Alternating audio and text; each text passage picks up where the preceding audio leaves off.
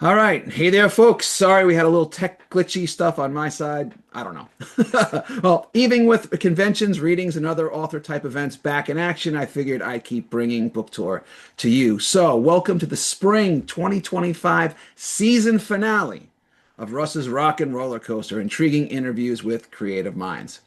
So, if you're watching tonight, then you, like me, are a huge Star Wars fan. And while the movies and TV shows that have appeared in that galaxy far, far away has had its share of ups and downs, we'll be talking about one of the most exciting entries in the franchise, and that, of course, is Andor and how it rolls into Rogue One and then A New Hope.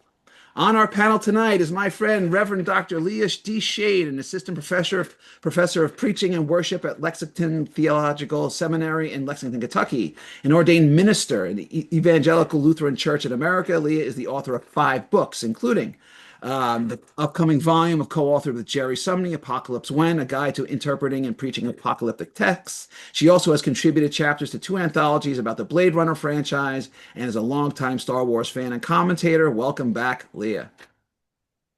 Thanks for inviting me to come back, Russ. Looking Any- forward to the conversation. Anytime. Also on our panel is my pal Zaki Hasan. Zaki is a professor of communication and media studies and member of the San Francisco Bay Area Film Critics Circle. His reviews and analyses have appeared in venues such as the San Francisco Chronicle, IGN, and Philly Weekly, and he's a co-host of the Movie Film Podcast. He has also contributed to books on Planet of the Apes, Blade Runner, and of course, Star Wars. Welcome back, Zaki. Thanks so much. Thanks again for having me. All right. And rounding out our panel is author Meagan Wall, who writes Strength to Bind space opera series. Welcome, Meagan. Thank you for having me. All right. Just a heads up to the folks at home. Feel free to send any notes or questions you have for the panel in the chat box during the show, and we'll get to a few at the end. All right. So here we go. We finally got our resolution to Andor.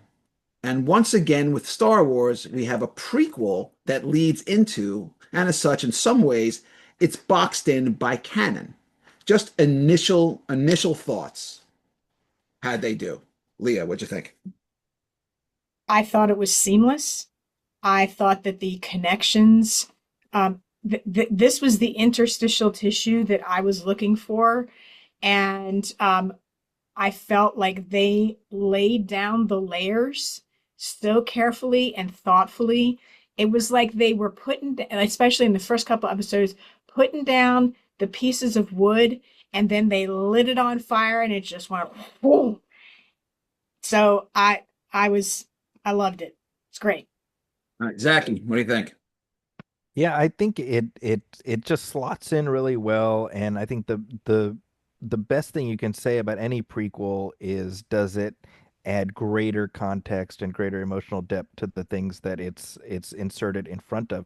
And I think it does that for Rogue One. I think it even does that for the original trilogy. Agreed. Okay, Meagan. Hard same on everything that Leah and Zaki have said. I would also add on that there is literally no excuse going forward that the Star Wars universe can't be done better. They've shown us it can be done, and I'd like to see that more. There are a couple of moments in there where I'm like, we're skipping some really cool stuff, but I, I zero complaints. All right. Zero complaints. All right. So when we first met Cassian Andor in Rogue One, he was a fully formed rebel who went above and beyond for the cause. Talk to me about his evolution from our first scenes in Andor until his final tragic, heroic sacrifice. Meagan, keep it going.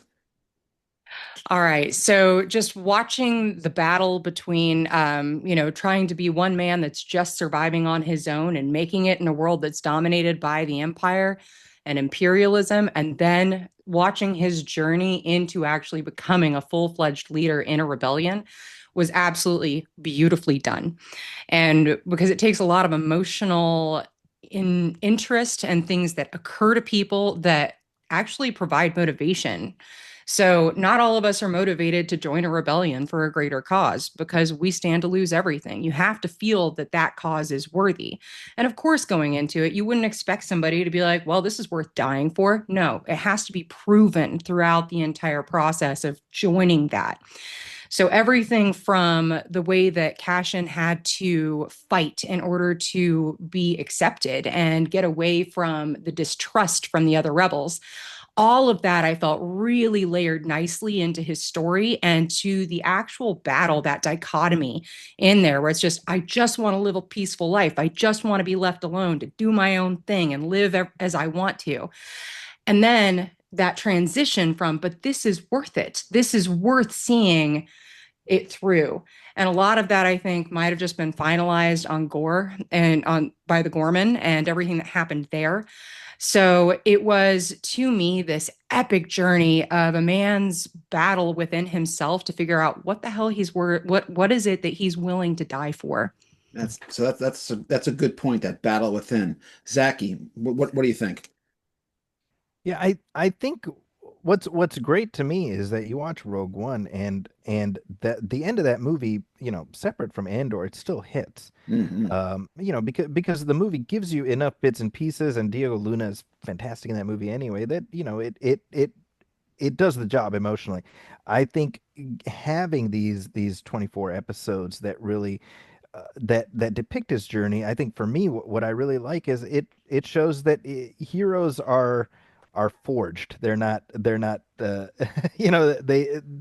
have Our heroes are experience. forged. They're forged, not born. I mean, yeah, it's Yeah. and his the conflict that he deals with, just in terms of like that sense of like, this isn't my fight, to go from there to I've been in this fight since I was 6. It's such a rich journey to get to go on. Although it's interesting that you said that, because I just rewatched Rogue. My son and I watched Andor, and then we just rewatched Rogue One. He said, "I've been in this battle since I was 6." But the thing is, in terms of the rebellion, he actually wasn't in it since he was 6, right? Right. He didn't really get into the rebellion part of it until he was an adult. It's a very minor thing. I mean, obviously, he'd been fighting for his survival, right, since he was 6. So, it's a very minor, parsing of words. But yes, he was in it. Well, He and was in it to me broadly his whole to life. me that gets to something really interesting, because I think that what that points to is the inherent corruption that was already there in the Republic. Yes. And so it's not like flip the switch, we go from Republic to Empire. No, it was already creeping in, and Yes. people were feeling the impact of it. Yeah. Yeah. Leah. The pivotal moment for me in seeing his journey develop was when he met with the Force healer who told Yes. him that you are a messenger. Hmm. That shifted the framing for me Mm. between this sort of Lone Ranger, and then I have to hook up with these people, to seeing his bigger purpose within the movement. And it was such a multivalent description of him. Okay, so in what ways is he a messenger? So he's the one that is sort of shuttling these messages back and forth between Luthen and the other rebels. He's the one who, with Jin, broadcasts the Yes. the plans Yes. to The, the rebellion, the actual message. the actual message, right? That's right. There's no way he can know that. There's no way that the Force healer can know like what exactly that means. But when she says that, and the front story and the back story, like that moment was like, oh my gosh. And it came out of a moment of woundedness, right? So she's Yes. healing. We don't know how he got this blaster Right. wound on him, but okay, so he's like the wounded healer now. Like he's bringing people who have been wounded, he's connecting them, and he's messaging. Yeah. That blew me away. It was actually, it's a great, and I actually really love the fact that we never saw how he got injured, because the details kind of don't even matter. It was just he was out on another excursion and he got into some shit and then he got hurt. And that's what happens. But this one, like that injury, we saw it like on his face, like you could tell he was really in pain. This wasn't, I have an owie. Like it was bad. And he it's not his way to be vulnerable and say, wow, I'm really fucked up. He's just not like that. And he was just carrying it. And what was interesting for me anyway is that within Andor, there are no Jedi per se, right? We don't see them, and the Force healer was the closest we got to sort of the mysticism of the Star Wars universe. Whereas, broadly speaking, Star Wars is science fantasy, but Andor is so not. It has a very different tone, and just sort of to have that little whisper of, but it just reminds us of that connectedness that it's part of we know as the audience, we know there's this massive tapestry going on there, but he doesn't. Right. And they don't, because they're in the trenches, just trying to survive this madness. They don't know that there's Jedis and X-wings and Wookiees, and they don't know about any of this, right? So it was a great moment. All right, so okay. He also delivered Nemik's manifesto. Well, we're gonna get to that. Trust me. Trust me. Trust me. Trust me. Okay. So within Andor, and by the way, I'm not necessarily going to go in chronological order. I'm just sort of picking things at random. So within Andor, there are several fascinating relationships. Perhaps none more so than Dedra and Syril. So, Leah, talk to me about them.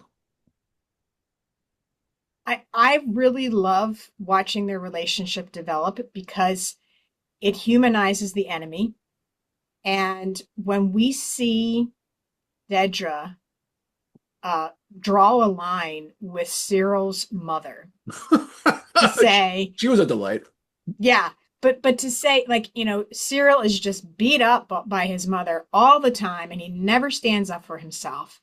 And then Dedra steps in and says, "Okay, no more of this crap. This far and no further. This is what you're allowed." And the bullying mom steps down. Like she steps back. And so you're saying, like, okay, there's something really great here. At the same time, she is using Syril, and he doesn't know it.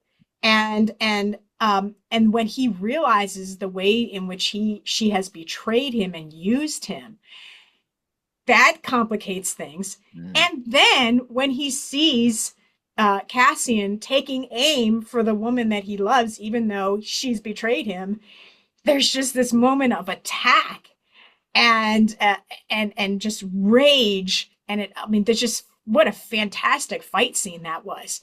So I loved seeing that relationship develop, because it's not just about good guys and bad guys. It is real human beings who are caught in these systems and have to make choices. Some of them make really awful, awful choices, and they have to live with the consequences of their choices, which the Andor series shows that very well. Yes, absolutely. Consequences really matter. So, Zaki, what do you think? Talk to me about this sort of very strange relationship we've got here. I like how it sort of highlights the mundanity of evil and oppression, and you have these sort of they're I wouldn't say they're necessarily relatable, but I mean they're going through things that we can at least imagine ourselves in, and I think uh, as stories like this should do, it puts you in the position of questioning, like, who am I in the Star Wars universe? It's easy for us, I think, if you watch the saga movies, to be like, well, I'm the guy who's in the X-wing. I probably get blown up, but I'm in the X-wing next to Luke. But average folks who this is all they know. This system of oppression that they exist within, that is life, and they're just jockeying for position within that life. I mean, it makes it scarier, to me. It makes the saga scarier. Yeah, I agree very much with that. I'll talk about it in a minute. Meagan, weigh in, and there's a couple of things I want to say. All right. So obviously looking at Dedra and Syril's relationship, like for me, it was a very just like, you marry your parent, women marry their dad, Syril married his mom, right? Same controlling person, same person there that's not really being honest about everything that's happening all the time. And honestly, Dedra played him. At the end of the day, she played him. She lied to him the entire time. She misled him about what was happening. And the most devastating part of all of it was just all of this obsession. Everything amounted to one simple question. It was, who are you? And that was the most devastating moment when you see something happen in Syril. And then, of course, he's blown away. But at the end of the day, that was such an amazing character arc because we have somebody that definitely comes to the end and sees. They're absolutely shown the ways they've been deceived by people that they think love them, that they think respect them, that they think want them to thrive. And then also just adding on that caveat of everything that you've been obsessed with, nobody even knew. Nobody knew, nobody cared. Well, see, that And was the yeah, thing. I think more importantly is that the Empire didn't care. Everyone in the Empire is utterly disposable, right? Because the yeah. Emperor doesn't give a crap. He's just power for power's sake. And what I thought was really interesting with the two of them is that, especially by the end, when so Dedra was, she was an administrator, right? She was a white collar worker for the most part, right? She sat in an office and she analyzed text and data, and she looked at things and she schemed and she planned. But once she got out into the field and she saw how just atrocious the violence was, Mm-hmm. she was in that room with the elevator, and she was shaking. She almost Yeah. plummeted because she just couldn't believe what she was responsible for, some of it and part of all of it. And she was like this close to her nervous breakdown. She was right on the edge. I mean, as Mm-hmm. evil and demented and toxic as she was, that whatever wisps of humanity were in there got tested to their, she was right at the peak. And then that scene ended and she kind of regrouped. Whereas Cyril, he realized when they were bugging his office and he was seeing how he's like, I didn't sign up for this. Like this, he just kind of wanted order. He really wasn't about destruction. She was, he wasn't. And he did snap. And it was debatable, for a minute, you're like, is he gonna flip? Because he looked like he might. Like he was ripe for it. And I wonder if he had not actually seen Cassian in the Battle of Gorman, if they would have pulled him out. I don't know. I really wonder because I think he had just lost it. He had been under the thumb of his mother, Dedra, the Empire, and just realized, like you said, when am I? I'm about nothing. I'm about nothing. And he knew Mm-hmm. it. And And all he that effort and was he just for knew nothing. and he knew it. And I think that we can choose to decide what would have happened. And I think that most of us are sitting there going, you know what? Let's have hope that that's what would have happened if he hadn't died in that moment. I think that that is an impressive moment because he still went through all the crap Andor did, right? He still went through all of that questioning, that dichotomy of soul, everything that goes along with that. He had a very parallel journey to Andor's. His was more repressed. It was kind of washed out compared to Andor's, but I do think that it actually really illustrates that anybody can be shown that what you're doing might not be the right thing. It might take extreme measures, but it's important. It's an important aspect. So my son pointed out something I thought was interesting, in that Cyril and Cassian were sort of mirror images, in that Cassian starts out utterly detached from and resistant to joining the rebellion, only to become one of its chief architects. But on the flip side, Cyril starts off utterly convinced in his righteousness and finding Cassian and stopping the rebellion, only to become utterly disenfranchised with the Empire. It's kind of a really kind of interesting, smart kid. I didn't quite pick that out, but I was gonna say your kid's real smart, man. I love yeah, for, that. for 14, he's smarter than me. Oh So there you go. yeah, So doing it right. yeah, so I read this somewhere and I thought it was worth noting, and I'd like to hear your take on it. So Dedra's zealousness in finding Axis had her stumble upon the actual Death Star plans. And because of that, Lonnie found her notes and passed them on to Luthen. Now, had Dedra reported what she found rather than keeping the files, the rebels may have never learned about the Death Star before it was too late. So the question is, does that make Dedra actually personally responsible for the destruction of the Death Star? Me So personally, let's hear from someone else. Zaki, what do you think?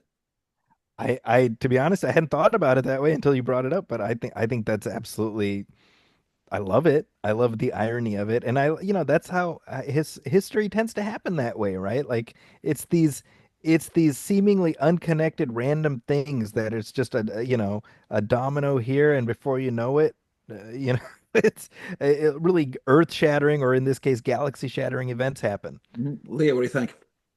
She had an obsession with Axis and with being proven right. Yes. She was a female in a room full of dominant males Right. and often doubted and dismissed and disrespected. Right. And she knew she was right. She just needed to find the information. And you know, she's obsessed because this will prove her worth to an empire that doesn't care anything about her. That's what she doesn't understand. It's like Right. none of them understand that they're just Right. cogs in the wheel. That's right. But her obsession does then lead to her downfall Yes. and to the empire's downfall. So, I mean, what is the lesson in this? Like for me, it's like what is the thing that you are not having enough perspective about? And on the one hand, yes, I want to say she's caught in something bigger than herself and she's trying to survive as this female in a very patriarchal world. Right. But she made her choice. She had power that she could have exercised in different ways, and she chose not to. Yeah. And so again, she had to live with the consequences. And the fact that she ends up in a prison cell, pretty much like the one that Cassian is in the labor camp. I mean, that it was such poetic justice. Absolutely. But I was like, you said so, and I didn't even extrapolate. So if we assume, right, that because of her ego was driving the bus, and she found stuff she wasn't supposed to have, and instead of just saying, "Hey, I found some stuff," she wound up getting busted. It didn't just lead to the destruction of the Death Star, because that was the beginning, you're right, of the downfall of the Empire. So I think you could make a credible argument that Dedra, who was totally right, right? First it was Syril. No one believed him that there was actually like a rebellion forming. Nobody believed him. And he said, no, no, no, there's something there. And he followed it, and he found Cassian with his doggedness. And then she was really an extension of that, where she did the same thing with Axis, their relentlessness. Both of them proved right, but their egos turned out to be not just their personal downfalls, but the downfall, those two people actually arguably caused the destruction of the Empire. That's delicious. Yes, so yummy. So yummy. Okay, so let's talk about other characters. So let's talk about Luthen. Luthen was certainly a polarizing character in his own ranks. He was compassionate and intensely ruthless and cruel. So let's get into this. Elias, keep going. Talk to me about Luthen, including what we learned about him, about how he became the Luthen that we know. Right. So he is reacting to the very system that Syril and Dedra are. They're caught up in it. He's turned away from it. And he actually has the same obsessiveness that they do, but he is convinced that he's using it for the good. So we've got a really interesting ethic going on here. Right. That this is the ends justify the means. So if it means killing people that could possibly compromise the cause, like poor Lonnie. Poor Lonnie. Oh my gosh. Yeah. That and Tay, who Mon Mothma calls him on it. Well, and just as an aside, what a moment where they're out on that platform, and he basically says, "Yeah, I had him killed. Now come with me and trust me." Right. Wait, what? Right. Right. Well, and so in a sense, you know, it's the leopard eating your face. Okay, so the Empire obviously does this, but Luthen does it too. If you cross his line, you're going to be killed. And so absolutely Mon Mothma is right to not trust him, because he hasn't proven himself trustworthy to anything but the cause. So everybody has to make this decision about which polarization are they going to align with. And I will say that his looking after Kleya and developing this father figure relationship and training her to be that ruthless as well, to the point where she's the one that ends up killing him. I know, and we're going to talk about that later too. Yeah, that, I mean, again, it's a fantastic storyline, and I love that they saved that for that episode. Oh, like that you was don't so know any of the, juicy. like you're always wondering, like, why is she there? How did she? I was asking that the entire first several episodes, and then we see what their backstory is and how it brings them to this moment of her disconnecting. And that I gotta say, I loved the fade out on him at the end of the episode, like really giving him his due in honoring who he was, Yes. both his life and his death. It was so well done. Yes, I thought it was one of my favorite moments with Luthen and Meagan and Zaki. I want to hear what you think. It wasn't, I think it was the episode before his demise where he says to Kleya, he's like, I can't keep track of all the lies, the codes and the missions and this and the information. He goes, we're drowning. And you see the look on his face. And I remember thinking, then in that moment, I said, he's done. He's done. That's it. He just can't, his psyche, his soul can't take another minute of this. And then, we got one more year later but to me, that was the breaking point for him. He gave everything he could, and he tried, and think about what he was juggling in his mind, and the danger and the manipulations and all the deals he had to cut. I mean, think about what that does to your soul. Like, how do you keep on keeping on? Really amazing. So, Zaki, talk to me about Luthen. Like, give me some thoughts there. Luthen is one of my favorite Star Wars characters ever.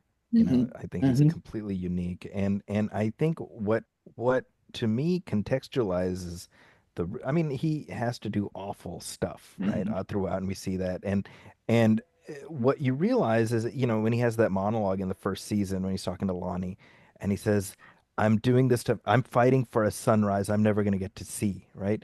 And I think like that he has accepted whatever happens on the other side of this, he's not going to be around for it. And so in a way that provides like a moral grounding for everything he's doing, because it's not consolidating power or anything like that. It's this resignation, like I have to do these awful things.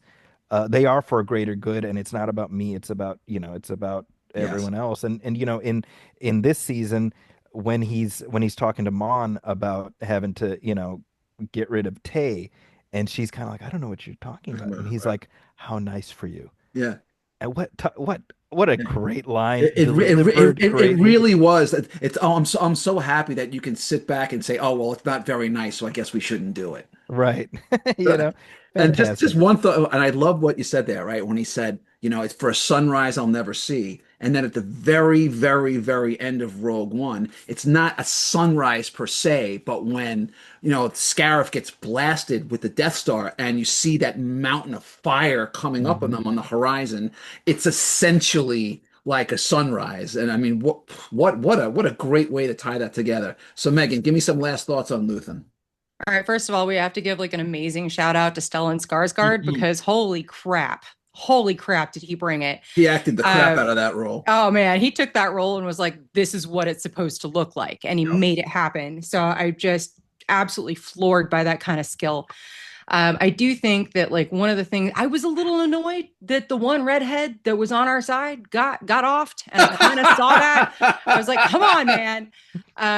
But then I also looked at Mon Mothma and I was like, you know what? You're a redhead too. Don't trust him. There you go. But at the end of the day, like it makes so much sense to me. Like you have a character that's going through this saying, okay, I know what I've signed up for. And the end of this is death. It's death in service. It's death when I don't choose it, but death at the end of the day. He says to to Cassian at one point. He said, I forget exactly. He said basically, he goes, we're both gonna hang for this.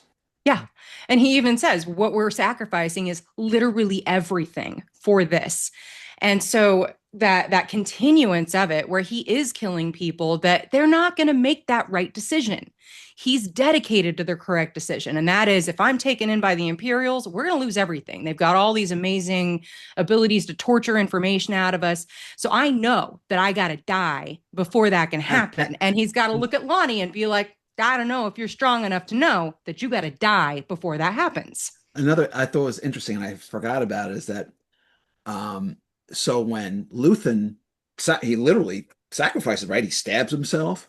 But how did that happen? Because Dedra is so fucking cocky in that room that she has him. She gave him literally 5, maybe 6 seconds to walk across the room and pull the thing off the shelf. If she wanted to toy with him. She wanted to be like a cat, a cat toying with the mouse before she eats it. Instead of just scooping him right up, she had to have that moment. And that arrogance gave him the window to sacrifice himself. I mean, all she had to do was scoop him up and they got him. That's it. It's game fucking over.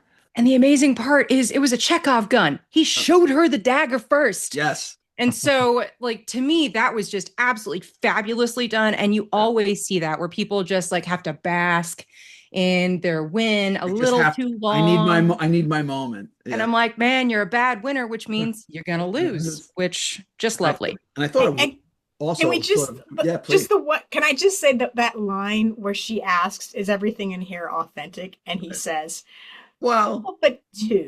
All but two, yeah. It's like I know what you're doing here. That was a great line. There were so many great lines in this series. It really was, and I thought it was really, really poignant in the end for me, anyway. With Luthen, is that when we finally get that flashback scene when we first meet him, we don't even know what army he was in. We don't know what force he was with, what planet he was on, but he was hiding out in the ship. And if you remember, he was saying, right? He was saying, make it stop, make it stop, make it stop. Because this was not a man who wanted to hurt anyone. He had, not post-traumatic stress disorder. He was literally shell-shocked. Just make it stop, the guy went from make it stop, make it stop, make it stop to I will literally sacrifice anyone I need to at any moment because I can't let that shit ever happen again. Not on my watch. Not if I can help it. So I thought that was just absolutely incredible. Okay. So while Andor, Luthen, Bix, and others were on the ground doing the dangerous soldiering and spycraft, Mon Mothma negotiated her own treacherous minefield with really no backup. She was in the Hornet's nest 24/7 alone. So, Leah, keep it going. Talk to me about Mon Mothma. Ooh, I have to say she's actually one of my favorite characters. And the way she had the grace and the poise and she was just completely unflappable when she was dealing with all of these different factions. All of the things were literally disintegrating around her. And the moment when, she just loses it at the wedding and just does this sort of whirling dervish dance to it was so symbolic of what she was caught up in and has to basically sacrifice her daughter to a life of subservience. Who married into a gangster's family. Right. So I want to push back on what Luthen said. He really didn't understand what she sacrificed. Yes. And I have to say, oh my gosh, can we just talk about her speech? Okay. All right. I'll hold back. I promise you it's coming. I promise. Okay. I promise. All right. And I'll stop there. Okay. So, give me some any other thoughts, Megan? Talk to me about Mon Mothma. All right. First of all, I'm going to shout out my fellow redhead. I'm totally here for it. And I'm just so thrilled to see the actual sacrifice on the high end of things. She is living a life that is absolutely funded by the imperial world that she's living in. She is at the top. She's getting everything. She gets all the great clothes. She gets all of the wonder, like this amazing Rolls Royce version of a vehicle. She has her own driver. She is in an arranged marriage and knows that's not what she wants for her daughter. And there's that scene where they're sitting around the table at like breakfast, and her daughter is agreeing with her husband. And to me, that was like that moment where she's like looking at her daughter like, I can't pull you into this with me. You're like, you're not going to be mature enough. You're not going to be You're not cut out. open-minded enough. You're not cut out for it. You're cut out for the life that you've been trained to live in, which is just so sad for her. Like the sacrifice to her is not just the sacrifice of her family, because I honestly don't think she missed her husband in any kind of way. But but the realities are like that sacrifice isn't just the sacrifice of my daughter is going to marry a mobster's son and go into this mob family. It's also, I don't have an ally in my own child. And that must have been just the most isolating moment for her. And so for me, I don't know like how other people felt, watching that particular scene, because it seems kind of innocuous compared to everything else.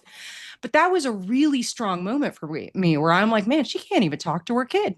She can't tell anybody what's going on around her. And when your own child is somebody that you have to lie to and mislead, and it just had to have been so rough on her. But at the end of the day, go ahead. So I want to hear from Zaki, because we got to move things along. Go ahead. I think that, first of all, I think what I love most is that Genevieve O'Reilly shot a scene in Revenge of the Sith 20 years ago that was cut. And if you could have told her back then, don't worry. Don't worry. Right, we got you. In 20 years, you are going to get the role of a lifetime, so I love that for her.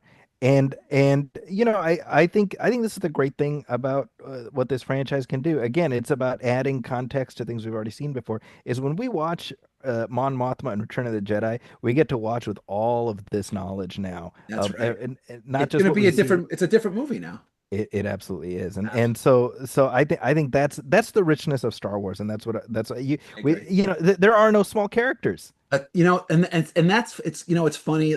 It can almost sound just like a cliche to say it, but in this case, it really everyone's contribution meant something. Because if any link in the chain anywhere broke, the whole thing collapsed, and it was just game over. So the smallest on the surface, what might seem like a very, I passed an information, I gave you the right code, I winked at you at the right time, I took the thing 2 seconds before someone else got it. Any one of those pieces doesn't happen, that's it. So really something special. I agree. All right. So Leah, it would be almost impossible not to make very real connections between the underlying rise of fascism within Andor and the world that we are all living in today. Here's an excerpt from Mon Mothma's speech. I believe we are in crisis. The distance between what is said and what is known to be true has become an abyss. The death of truth is the ultimate victory of evil. When truth leaves us, when we let it slip away, when it is ripped from our hands, we become vulnerable to the appetite of whatever screams at us the loudest. We cannot allow this evil to stand. Leah, talk to me. I felt seen by that scene. Oh. I felt like I don't know who wrote that, but I want to find them and thank them from the bottom of my heart. It describes everything that has been going on in this country and in other countries where authoritarianism and fascism have taken over. Like, this is it. This is it. And to have her describe it, it felt so cathartic. It felt like, yes, this is exactly what so many of us have been saying for decades. I was so blown away by her courage and and the way it, like, I don't know the timeline of like when they were producing this. I'm assuming they didn't know who was going to be president. So, I mean, it's scary how much it is mirroring what is happening in our time. I mean, everything from the mining of calcite, and I was an activist with the fracking movement, and it's like the exact same thing, the parallels. And you see what's happening in Palestine, and you see what's happening. We saw what happened with the Gormans. I mean, it was so scary the way the things were aligning with this series. The political commentary that is woven into this science fiction is just, it is gutting, absolutely gutting. Yes. Zaki, what do you think?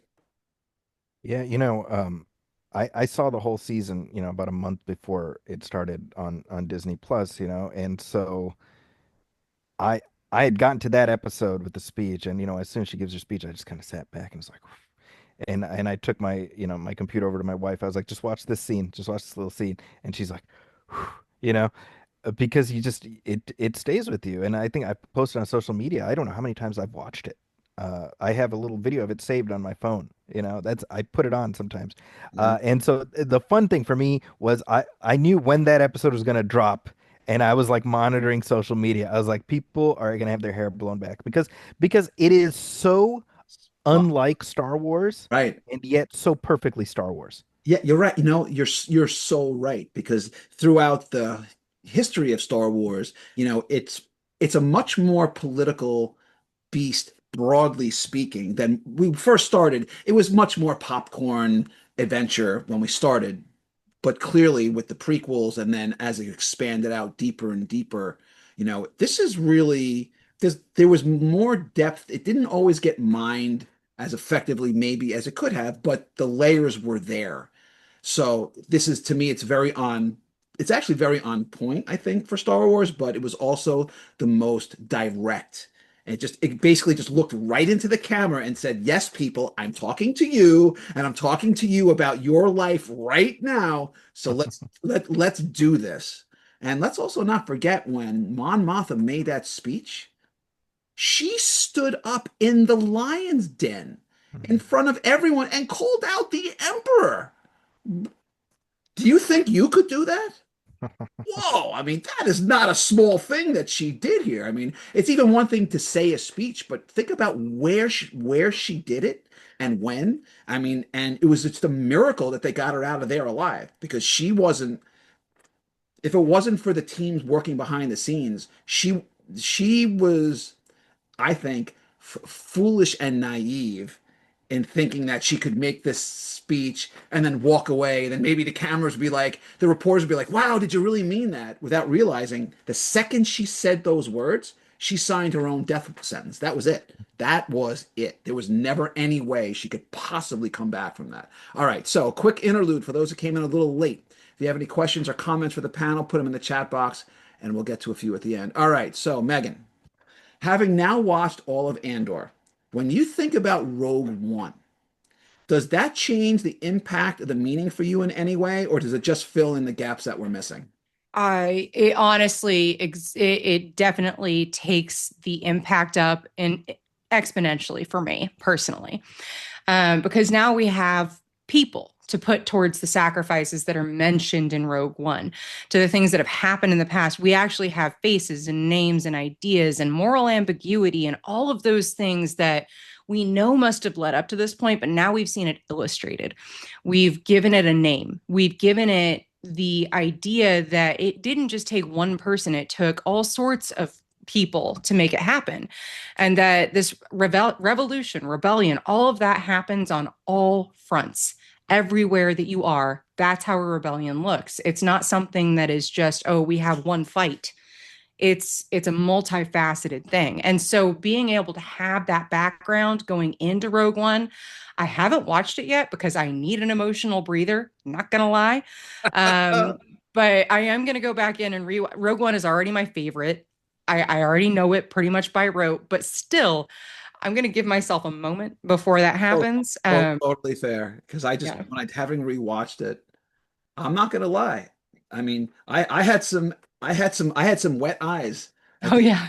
at the end of that movie, and which is, for Star Wars, that's not necessarily something that usually happens to me, but man, it got me. So, Zaki, what do you think? Is Rogue One for you? Does it just have was Andor just missing context, or does it change for you? Does it change the scope and the impact of the Rogue One narrative?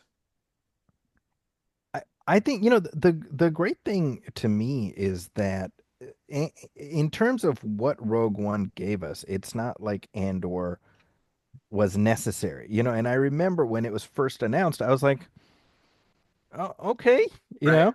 know, um, and I was open to it. And what I like is that rather than do, oh, here's the adventures of Cassian and K2 across Right. the galaxy, that's what they could have done, Very easily, yeah. right? And I wouldn't doubt that that's what Disney was expecting. Right. Right. And instead, it's like, you know what? Let's like drill down here and let's really make that explosion at the end of Rogue One that you referred to earlier. Let's really make it mean something, and let's not make it not just the culmination of this movie, but let's make it the culmination of this entire journey. That's kind of how I felt about it. You know, the depth that pulled together, and what you really see is, when we finally get to Yavin, yes, they were the Rebel Alliance, but barely. I mean, they were just squabbling, and they were like, okay, we're all here. Are we supposed to do something? And the next thing you know, we're like, okay, we got plans. We better do this right now, or we're all fucking dead. And they were like, okay, I guess. I mean, this was not a well-oiled machine. They were barely a machine at all when they got there. And I really just appreciate it. And we'll get into it in final thoughts, but God, if Diego Luna was not as phenomenal as he was, because he's in a lot of scenes, this show doesn't work. Doesn't work if it's not for how phenomenal, and not, I mean, the writing was great and so much of the show was great, but man, you had to have someone who could carry it on so many levels, right? He had to be a spy. He had to be a soldier. He had to be he had, no, he was a brother. He was part of a community. He was a loner. He was a teammate. He had to be a man of conscience, a man of who can put his conscience aside to do the bigger thing. And you had to relate to him every step of the way. And we did. All right. So, And yeah. he was a dad. Yes, we're gonna get to that. We're gonna get to that. I promise. I'm I not promise. I ready. promise. Okay, that was great. But now it's a special time in the segment on the show where we spin the wheel. On the wheel are 7 possible categories. Wherever it lands is what you get, and the categories are Rebel, Rebel, Jedi Powers, May the Droid Be With You, Daddy Dearest, The Fall Will Probably Kill You, Ocean's 11, and Blind Faith. All right, Leah, you're up first. You ready? I guess. All right. All right, what do we got for you? We got Daddy Dearest. What God knows what I did here. Let's see. Okay, Cassian ends up having a child he never learns about, while Kleya was, in many ways, Luthen's daughter. Yeah. Luthen and Cassian both die for the cause so that their children can live. How Mm. do you view their respective sacrifices? Mm. Luthen knew that what he was doing was for people like Kleya, and so it was really personal for him. And Cassian had no idea who he was doing it for. And in a sense, I mean, he did because he grew up in oppression. Like he knew what it was like to he lived that. And yet, in some ways, his devotion to the cause was pure because it wasn't just about family. It was about something bigger, which makes the moment even more poignant at the end, knowing that his sacrifice, in a sense, is rewarded even more than he can know. Oh, I No. And that is just a beautiful moment. And now what I want to see is a series about Bix and their son. Please. Oh, Thank you. funny you mentioned that. Okay. All right. Zaki, you're up next. You ready? All right. What do we got for you? Come on, buddy. What do we got? Round and round. For you, we got Ocean's 11. Okay. What did I do here? God only knows. Okay. All right. The payroll heist in season one was a spectacular event. But as most heists go, it didn't go entirely according to plan. If you were going to rob that payroll but wanted some Ocean's 11 style backup, who from the Ocean's 11 team would you most want to help with that heist? Um, the acrobat, the Chinese acrobat. Oh, there you I go. don't Yeah, remember his name, but yeah, yeah. Oh, the little Chinese guy. Yeah, yeah. yeah. Yeah, yeah, he was awesome. The reason I even put this in, I just watched Ocean's 11 like last week. Oh, nice. There Okay. you go. There you go. All right, fair enough. All right, Megan, you get your shot. Here we go. All right, and for you, we got no, that's a duplicate. I don't do duplicates. All right, you get the next one. I don't know if you're gonna know this one, and if you don't get it, Zaki, I want to see you if you can get it because I actually kind of wrote this with you in mind, but we'll see what happens. And you got the fall will probably kill you. All right. So in Andor season one, Andy Serkis's Kino Loy ultimately helps lead the prison escape, only to say, I can't swim. Which harkens back to another famous movie where the response to I can't swim is, with a hearty chuckle, the fall will probably kill you. Who said it and what was that movie? Ooh, that's actually really familiar. I can't swim. Don't worry, the fall will probably kill you. I know this, and I'm very upset with my brain for not like immediately presenting it to me. Oh, I know it's not Indiana Jones. I'm gonna have to go ahead and ask Zaki if he's got it because I can't remember. But oh my God, I'm gonna regret it. I'm gonna regret it so hard when it actually hits me. Is it Butch Cassidy and the Sundance Kid? It is Butch Cassidy and the Sundance Kid. Very good. That's it. Oh, okay, now Right, I they're know. they're they're up. They're being hunted out in like in the Grand Canyon area, and Robert Redford's like, I can't swim, and then what's it? Paul Newman starts laughing. He goes, "They can't swim. The fall will probably kill you." Right. All right, good. See, I was glad you got that one. All right, good on you. I knew you'd get it. Okay, so now we're gonna pick your poison. I've got three choices for you: A, B, and C. I'm not gonna tell you what's behind them, and each one of you is gonna pick. Okay, Megan, you're up first. A, B, or C. Gonna go with B. B, okay, we're going to put you in the writer's room. You have been invited into the Star Wars writer's room. What suggestions do you hope that the powers that be would take going forward, using Andor as a guidepost, both in terms of any connective tissue to Andor and its more grounded approach to this otherwise science fantasy world? Continue to move that forward, my friends. That would be my actual advice is like you have shown that you have the ability to showcase all of the different characters and their motivations and their arcs and those motivations all the way throughout. If you can do it in, 12 episodes, you can do this in a movie. All right. And you can do this in any further sequence. There's nothing wrong with humanizing people and bringing them down to people that we can be. Not everybody can be a farm boy with magical powers. All right. Like it's just not possible. Not everybody is Mon Mothma. Not everybody is born into a role that allows for them to meet these amazing overarching, powerful moments. But that doesn't mean they don't matter. And that doesn't mean they shouldn't be given some homage. Like we shouldn't be just ignoring those sacrifices because it's not just one sacrifice. It's not just one hero that we're focusing on. There's an entire litany of people's names that are just over on the side that died so that others could fly. And so that's what I would say to Star Wars is like go to your minor characters and give them the justice they deserve. Don't Jar Jar Binks us. There you go. All right, fair enough. Oh, don't get me Thank you. started on Jar Jar. All right, Zaki. So you got A or C? I will go with C. All right, so C. Nemik's manifesto. Nemik, who did not survive the payroll robbery, wrote what became a crucial manifesto, and I'm going to read an excerpt. The imperial need for control is so desperate because it is so unnatural. Tyranny requires constant effort. It breaks, it leaks. Authority is brittle. Oppression is the mask of fear.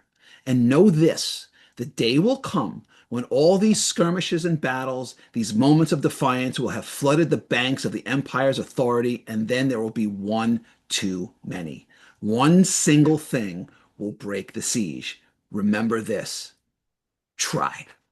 I know it's a great speech, but are these just exciting words that get you riled up for a moment, or do they inspire enough? Do they have enough heft to motivate you to keep up the good fight, even if you don't know when or where that dam will finally burst open? It's a good question, isn't it? I wish I could answer definitively. I just don't know.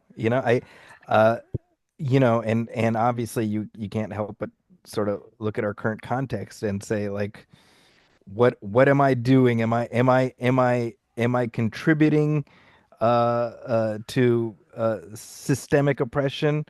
Am I doing my part? Am I doing enough? I don't know, but I think uh, I think that what's so great is that, that manifesto that you're quoting. I mean, that's from, those episodes aired 3 years ago, and yet that's the remarkable thing about just this series is it speaks to something, just that just transcends any given moment and just speaks to human experience. So I think that's what's great about it is we can take those lessons and we can take Nemik's manifesto and apply it to our everyday life. That's it. All right. So Leah, you're up. So Hmm. you get A, which is I get A. Okay. Mirror, mirror. So the battle, the very real fascist, to battle the very real fascist regimes that we're facing today, you personally can gain mastery over Jedi powers. But, but to do so, there would be a Sith Lord to balance things out, whose powers in equal but opposite strength would also be in the world, with the two of you in a long-standing battle. Oh Knowing you God. could do a lot of good with those Jedi powers, even as the Sith Lord ran wild, would you sign up for it? Oh no. I would not want to empower my mirror nemesis to be able to do that much harm in the world, um, just for the chance to engage in battle with them at some point. Even though I know I would also do good, I think I can do good without empowering evil at the same time. So I'm going to choose not to take those powers because I have seen that you don't need to have those super magical powers, the farm boy special powers that Meagan was talking about. You don't need those magical powers to make a difference. But it don't You hurt. have your own power. You have to discover what your own power is. And that power is discovered in community, in the ensemble cast, like we see in Rogue One. I mean, that ensemble is fantastic. And we see the ensemble all the way through Andor. I think it's in community. It's not in the one good person battling the evil nemesis. Uh, It's got to be community. Okay. All right. So I flipped the coin in my head before the show started, and I picked this out at random. So Leah, you're up again, and I'm going to give you some truth serum. I'm going to ask you 10 Andor related questions. You ready? Oh God. Okay. Okay. Saw Gerrera, lunatic rebel or whacked out genius? Whacked out genius. Creepiest influence on Syril, Dedra or his mom? His mom. Worst mind probe, Bore Gullet from Rogue One or the death screams from Andor? That screams. Fiercest daughter, Kleya or Jyn Erso? Kleya. Toughest sacrifice, Kleya's mercy killing of Luthen or Cassian giving up the search for his sister? Oh. Cassian giving up the search. Even as a suicide, did Partagaz get off too easy? Oh. Yes. Absolutely. Oh, totally. Totally took the easy way out. Oh, he was a fucker. He really was. Yeah. Okay. Was Bix right to keep her pregnancy from Cassian? Yes. Biggest Cassian irony. going to prison for the one crime he actually did not commit, Right. or coming face to face with Syril without ever knowing who he was? The prison. Okay. Any character from Andor you would have liked to have seen get a richer storyline? I wanted to see the Mon Mothma's daughter. And, I I wanted to see her realize what she had gotten into and turn and come back to her mom. And I would love to see a series on her transformation as well. Okay. So, I already know the answer to this. Yes or no, future series featuring Bix and Cassian's grown child. Yes, please. Okay. Please, gods of Star Wars, please. Okay.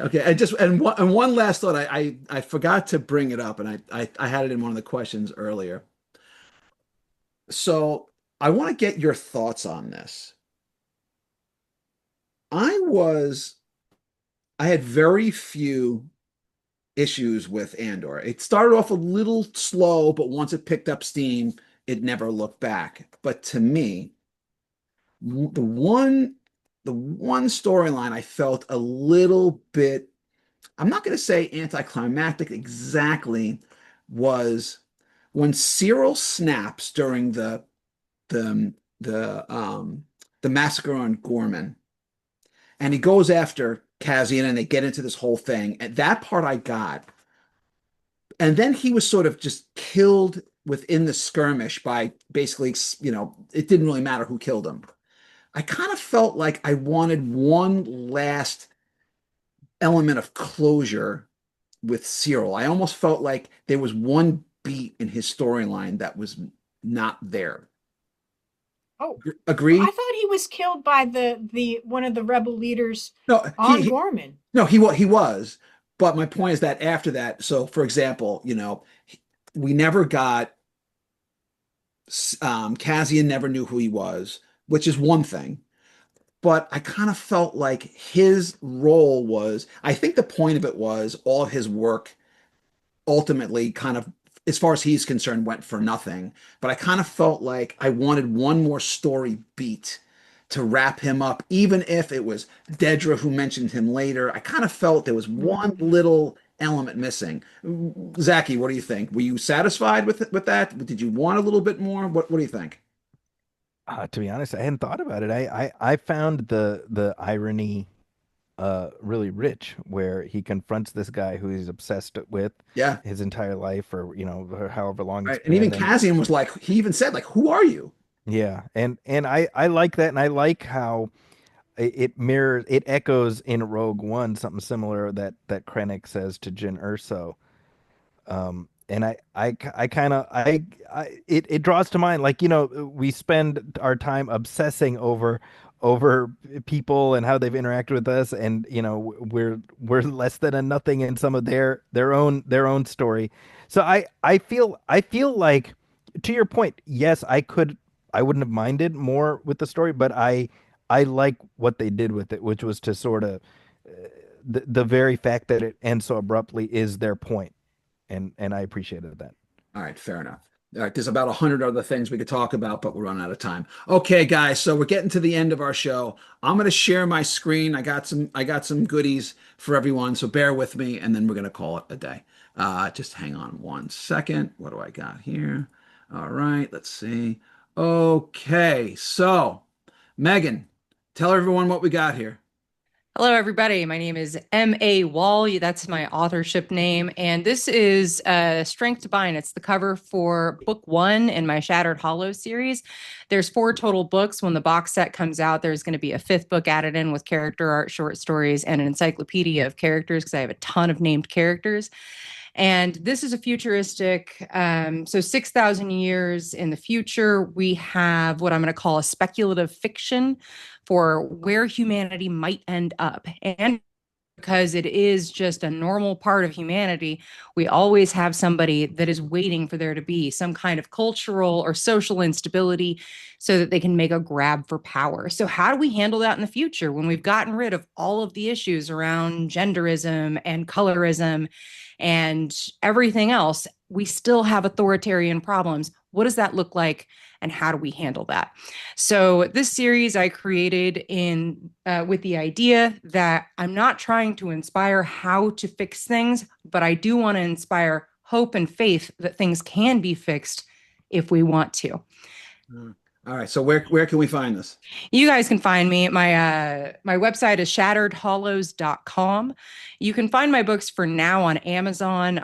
Kindle Unlimited book one, I think, is free. If not, I think it's 99 cents if you need to pay for it. And also, I'm not gatekeeping any of this. You can find me on Facebook and TikTok. On Facebook, I'm Meagan Wall or Meg's Wall. And on TikTok, I'm at Tactical Nightmare because that's fairly appropriate for the way that I work. All right. Fair enough. All right. So, Leah, what do we got? This is my most recent book, Preaching and Social Issues. I got to give you an updated bio, Russ. I'm up to 7 books, Okay. and this Sorry. one, yeah, that's all right. That's how long I've been doing this. Like I've written 2 more since the last time I gave you bio. So this helps preachers think about how they're going to talk about things like Christian nationalism and environmental issues, and to do it in a way that will not get them fired. This is based on research that I've been doing with pastors and congregations for the last 8 years, interviewing and surveying thousands of preachers and congregants, and even has a tool to help preachers assess their vulnerabilities and strengths when it comes to addressing social issues in their context. You can find this book at Roman and Littlefield. That is my publisher. It's also on Amazon. I am the Eco Preacher blogger for Pathos. You can find me there. I'm also on Blue Sky, and I also have an author's page on Amazon as well. All right. Great. All right. As for me, so given the theme of Andor and oppression and rebellion and kind of fighting for what does it mean to be human and to have value. So Blunt Force Rising is the 4th book in my ongoing series featuring hard-boiled intergalactic private eye Angela Hardwick. And by the way, for the series, there's 5 books. You don't have to commit to the whole series. You can read each book as a standalone. And Blunt Force Rising, so Angela Hardwick and her protege are doing private security on this galactic cruise ship, which is hosting an AI and robotics conference at a time when androids have recently been granted rights. However, just because you have rights on paper doesn't mean that everyone's okay with it. And to me, androids are a surrogate for any marginalized group. Well, anyway, on this ship, a murder takes place. It sets off a chain reaction in which something else happens, which I will not explain, which essentially sets off a zombie apocalypse between humans, androids involved, and communications are knocked out. There's no way you're a million miles from home. You can't call for help and you cannot escape. And it is a bloody, brutal fight to the finish. And they really kind of get into who who is worth who's worth saving, who's not, whose life has value, and who's not. And either you're going to make it to the end, or you're not. It's definitely the most.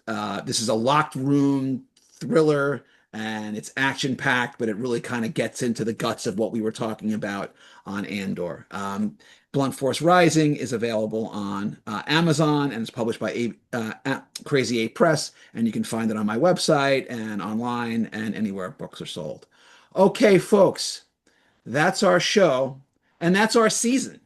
I want to thank my guests tonight, Leah and Zaki and Meagan, for stopping by and talking about Andor and Rogue One, and to everyone who's at home. I'm your host, Russ Colchamiro, and as always, please, I ask you, be kind, be gentle, be generous of spirit, and I'll see you all in the fall with another season of episodes. And that's it for me, and I'll catch you after the summer. Bye now.